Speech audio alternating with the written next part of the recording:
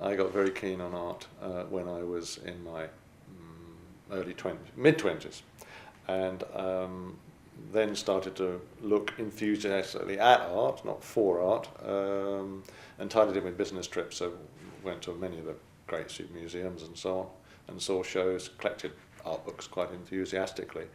Only started collecting late 90s, but on a sort of eclectic basis.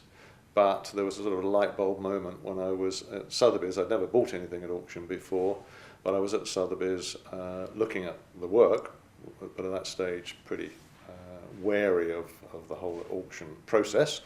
And but liked the work that I saw in a room and didn't really recognise many of the names, but could see they were British. So I went up to a Sotheby's exec who was standing there to answer any questions and said, "Tell me about this. The prices seem relatively modest."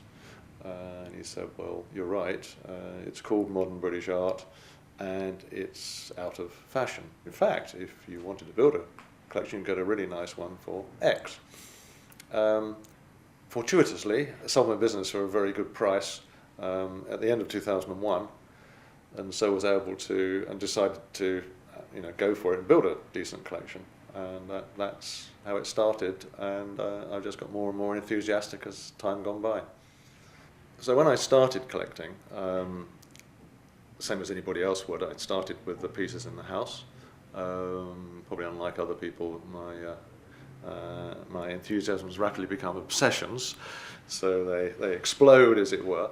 And then I started a business in a bit of a rush, and quite big offices, so I then started to load it up with art and sculpture.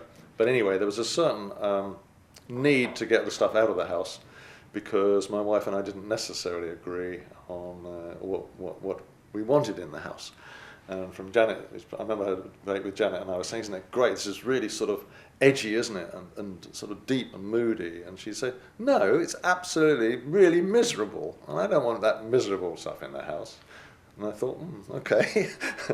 Some pieces she really loves, but there were other pieces that I say she thought were miserable. And I must admit, in a sense, some of the stuff I've got has got progressively stronger and dark, shall we say. So that was fine. Obviously, I could load those up in the office.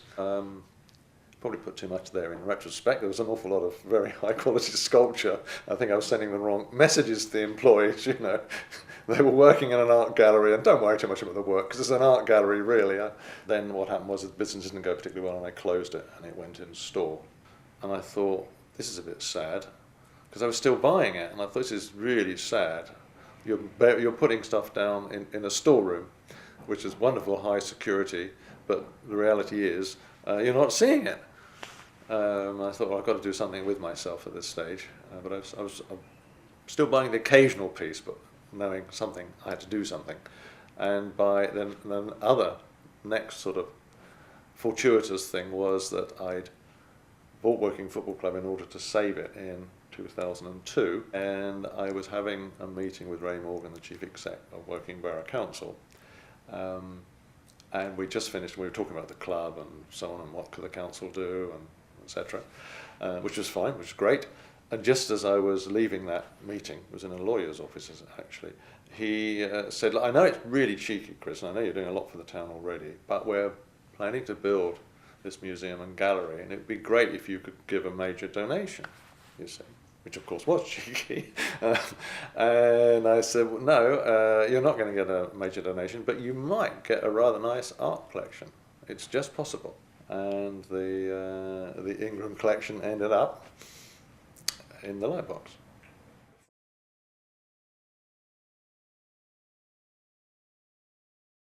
I have it at the Lightbox because, basically I want people to enjoy it.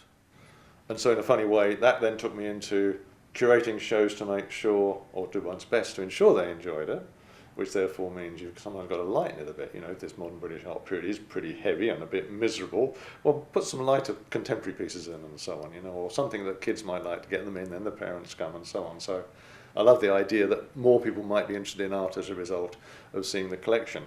But it really started when Davies approached me, and the original project was people with mental health issues. And I really liked the idea that they were going to choose from something like 120 pieces and choose 12 from it. And of course, immediately they would then have a debate amongst themselves and so on, and getting involved in the collection, growing in confidence and so on. And I just began to realise that, and other things like doing work with prisoners, and in their case, just no self-confidence, and a lot, even more sort of pent-up passion and emotion about missing their father or their children particularly. And in all those cases, I found myself buying examples of the work, not out of sympathy at all, nothing to do with sympathy. Sometimes it's been pieces that I feel will show really well around the original piece, because it's really interesting to see their interpretation.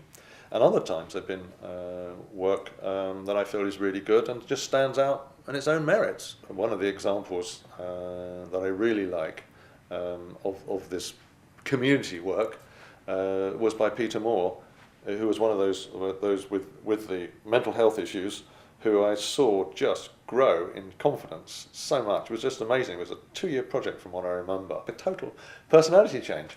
Anyway, he did an interpretation of Henri Gaudier-Brusque's Maternity, which is all soft, and in fact what people really do. It's the piece probably in the collection that people want to touch and stroke. It's just all round. It's a little piece, but it's just absolutely beautiful.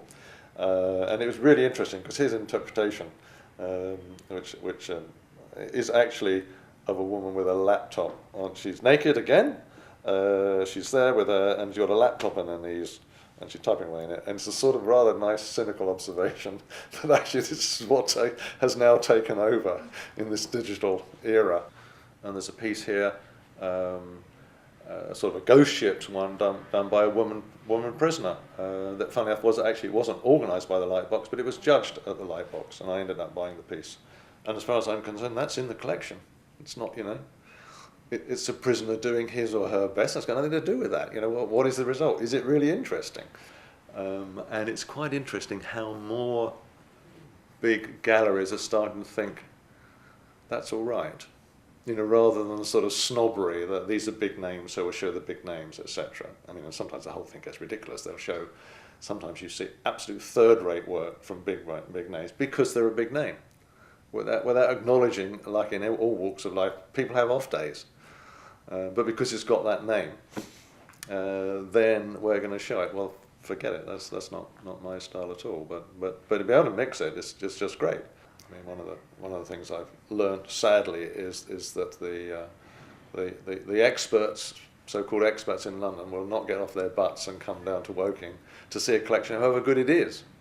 So what I'm going to be doing here, right here in this flat, under the theme "I sleep in an art gallery," because there are 31 pieces in this flat and there's only 810 square feet, so it's quite dense with art, and not quite at the point of loaded to sort of turning it into a museum. So I'm going to be inviting them on the basis they can possibly make a taxi drive along from Duke Street or wherever it might be, and to have a look at a selection from the collection here. So they're bringing the mountain to Mohammed, as it were. And I've got quite a few pieces in the collection that have come from different backgrounds of people in the community with issues, and it's great to think that art can in some way help, and I'm sure music does and all sorts of other things, but art's my thing, and so it's just great to make it available.